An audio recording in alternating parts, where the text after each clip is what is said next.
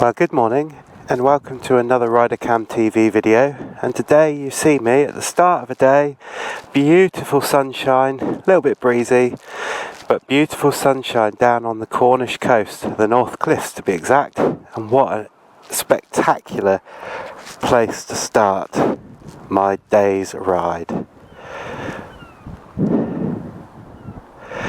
And as you know, I've got my trusty 1250 GSA and it's fitted with the fabulous boom-up boxes, and I've got to say they are fantastic.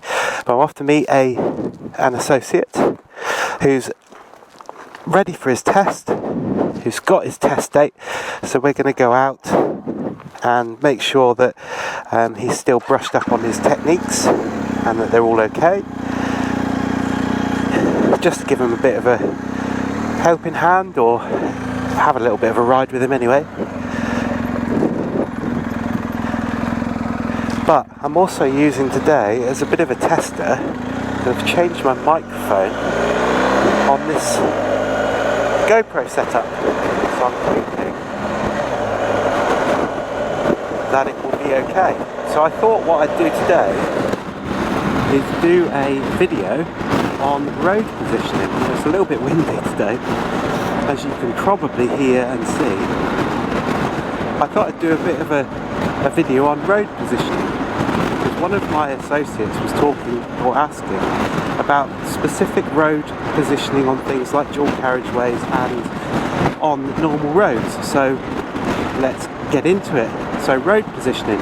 Why do we have different road positioning on a bike? So the fundamentals of road positioning is safety and view. We always give up our position for safety. So if there's something coming that needs us to have our 360 safety bubble around us, which means looking in mirrors, knowing what's all around you, what's ahead of you at all times, as much as possible, means that you need to position yourself in the best possible place on the road. So we split the road up into three sections. So where I'm riding at the moment is position 3. Where I'm riding now is position 2. And then right in on the left hand side of the road for us in the UK is position 1. So you can see that I'm going around a right hand bend, so I'm positioning myself in position 1. And I can see now that that corner is going to the left, so I quick mirror check, don't need to change my speed. You can see the limit point, and I'm in position 3 all the way around. Now the reason for that is on the left hand bend in position 3 I can see much more around the corner.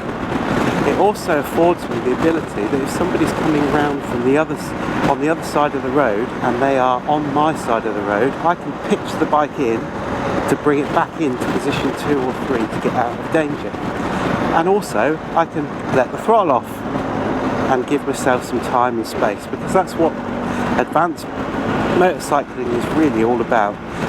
A system of motorcycle control that we work with every hazard, either into the hazard or out the hazard, everything that we can see, to give us the best possible chance of 1, enjoying our ride, and 2, being as safe as possible. So I'm always looking as far ahead as I can in order to get my positioning, so that I know that I'm going to be in the right place at the right time. And positioning is really fundamental, so you would always give your position up for safety. So if I'm out here and somebody's cutting across the road, I'll just pitch it right in and come right into position 2 or 3. So this corner, for example, I'm behind this car, no opportunity to overtake, it's a really tight bend, so position 1's great.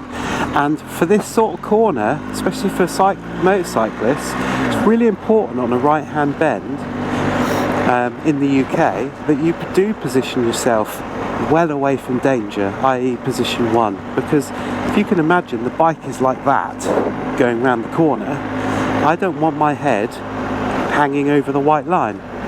And I expect a lot of you will remember that image that circled around on social media, and it still circles around on social media, all to do with a motorcyclist, I think it was somewhere in France actually, going around a left-hand bend, so he would be riding on the right-hand side of the road, leaning into the bend, but he was in totally the wrong position. He was right out on the white line, and a bus or a lorry was coming the other way, and the people that had done the graphics had very cleverly put the bus into the place of the picture where the biker's head would be. And unfortunately for the biker, that would have meant, if he was there, that his head would have come off. So it's all about thinking about the height of your vehicle, or height of you, where you are, the width of you, all of that sort of stuff, to make sure that you've got the best possible positioning, not only for safety but also for view. So I've got a big view around here, so if I stay in position 1, I know that nobody's going to come around the corner, but people like this who not even look to see that there's a motorbike coming, I just eased off, no problem whatsoever. Then back out into position 3 here, and now I can see everything that's happening. I can see if anybody comes out of here, I can see if anybody's reversing, I can see if somebody's coming around the corner, and I've got the best possible view around this corner. It couldn't be simpler. Road positioning is really, really simple. It just means that it's just trying to get your head around being in a different place. So dual carriageway. So we haven't got any opportunity to be on a dual carriageway at the moment. But if you imagine a dual carriageway, 2 lanes. Now it's a fallacy in the UK with lots of people that the outside lane is a fast lane and the inside lane is a slow lane. There is no fast lane and there is no slow lane. They are both the same speed. Granted, slower vehicles will be on the inside lane and faster vehicles will be on the outside lane, including those that are breaking the speed limit, of course. But if I was riding in position 3 on a dual carriageway, the fundamental reason of why I would ride in position 2.5 to 3, so sort of here, is because this is where you would be sat if you were driving a car. So if you're driving a car, your subconscious will see the bike or the person in front of you, because that's where you're sat. You're sat right out in position 3. If I was to be riding here in position 1, let's just put some cruise control on a minute. So if I was to be riding here in position 1 on a dual carriageway, the car driver is in position 3. So subconsciously they're not even seeing that I'm in front. So are they able to judge the speed that I'm doing accurately? Are they able to judge the width of my bike? Have they even seen me? There's a big question. So potentially they might not have seen you. They might be flying up behind you, either doing 70 or breaking the speed limit, not seeing that you're going a little bit slower, and take you out. So riding in position 3 on a dual carriageway really does enable people to actually see that there's a bike and there's an obstacle in their way. The other thing, of course, is it gives you the best ability of looking around to make sure that your 360-degree bubble is there. So I'm sure all of you have been on a bike before and we've been riding along, or even stood on a pavement and been walking along, and all of a sudden there's a lorry or a bus that flies past, and what comes with that vehicle? A big displacement of air, which could blow you off your feet, could blow the bike out the way. So if there's somebody going to be overtaking you, you know, because you've looked in that mirror. If it's a big vehicle, then there's no problem with just moving into position 2 or position 1, letting them go past and then coming back out to position 3. That movement also shows people behind that you're actually there if they haven't seen you, but it also affords you the best possible safety place on that road. Now, of course, days like this, beautiful day, there'll be lots of bikers out, but it's very windy. So on that North Cliffs Road, very windy, and these roads that I'll be on in a minute, really quite windy from the coast. Do I really want to be right out on position 3 all the time when the wind is perhaps blowing me, or could blow me into the path of oncoming vehicles? No. It's quite a dangerous place to be, isn't it? Horrible place to be. So what we do is we position ourselves for safety. So we just move in out the way.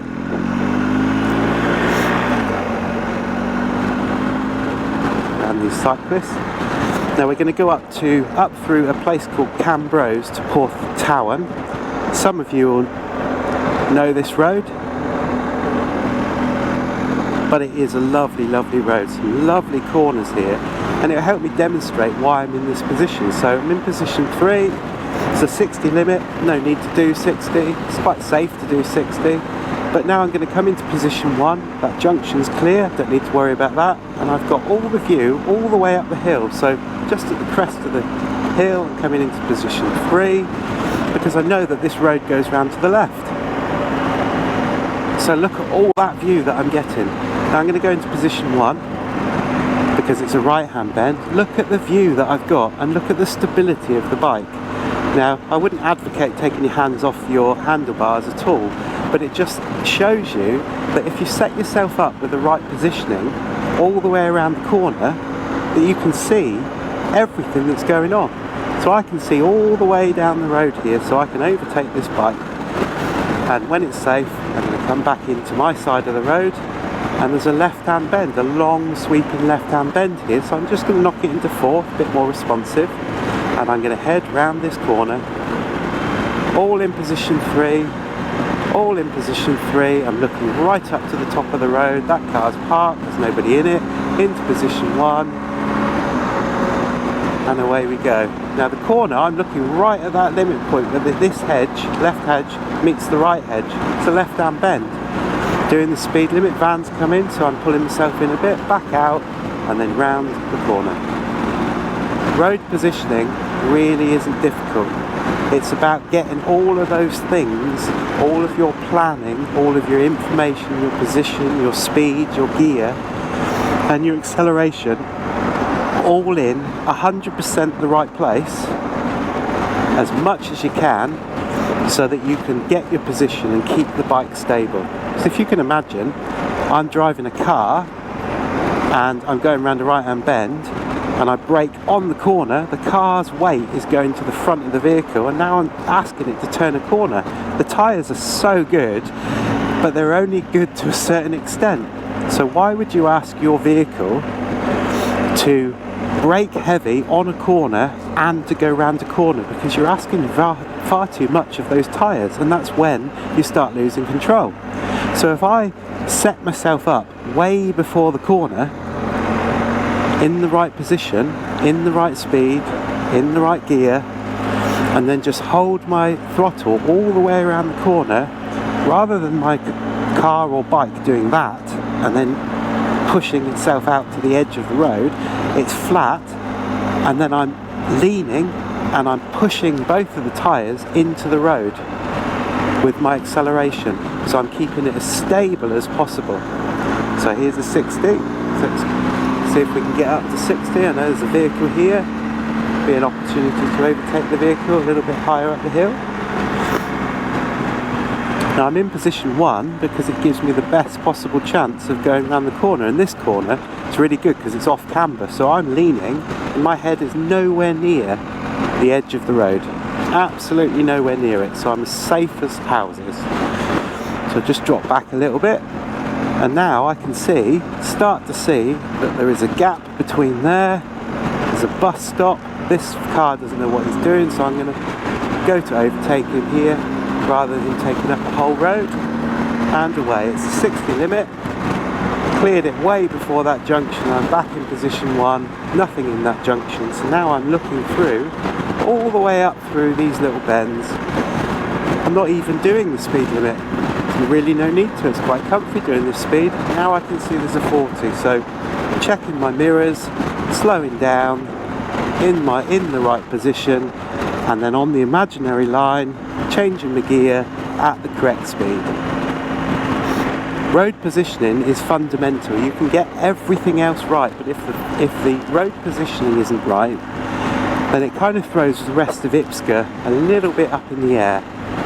So let's have a look at another corner. So there's a 40 limit here. So my positioning, I'm going to straight through this bend, so mirror check, I don't need to change any of my speed, my gear, my acceleration. but I've just straight lined that bend. It looks neater, it feels more comfortable, and I've got all the time in the space in the world to deal with anything. You can see there's a 60 limit coming up, so I'm going to check my mirrors, nothing in the back. Now there's a car coming, so quick check, and a quick check over my shoulder to make sure that I haven't missed anything and that there's nobody going to overtake me. So these bends here, I can see all the way through those bends. So I'm going to stick to position 3 and head for that limit point that I can see. So I'm looking around all the time, and my position changed from 3 to 1 to 3, and I haven't turned my handlebars, leant over, or done anything.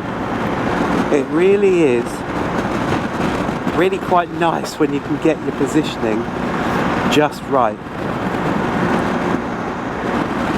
So we've got a junction here. So first thing that I do is I'm looking around. I'm looking around to see if any of those hedges along there, like the one on the left, are showing me any signs that there's any cars or vehicles coming along.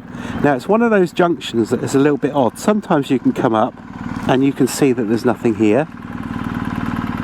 Sometimes you have to get here to see if there's nothing here. So here it's totally clear to go, and I'm going to go straight across. Puts me in position 1 automatically as I come across, but I can see that the whole road is empty. It's a 60 here, and at the end of the road we're going to turn right. So I'm in the middle of the road, on my side of the road. Gives me the best possible view of what's going on. Now that hedge all the way along is the road that we're going to be turning onto, and I can't see anything there. There's a car coming into me, so I need to be careful of that one. I'm going to indicate now and then come up to the junction.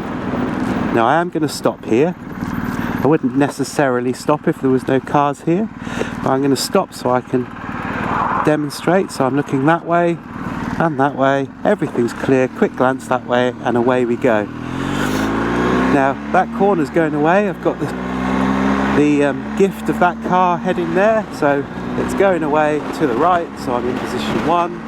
It's still going away to the right, so I'm staying in position 1, more or less up to speed now, staying in position 1 because I can still see that car. Now I can see that the road is clear, so I'm going to come out to position 3. Now I've done that for twofold reasons really. 1, so that people can see where I am. 2, because of the junctions here, but also those cyclists, I don't want to invite a car to overtake those cyclists and encroach on my road. So if I had gone over to here, that car coming towards me, overtaking or wanting to overtake the bikes, may well have overtaken those bikes. Now I've limited the space that I have to get to safety to a very, very small proportion of my lane. Not the greatest place to be. If something goes wrong, you're either into the vehicle that's now on your side of the road overtaking the cyclist, or you're into the hedge. Not great.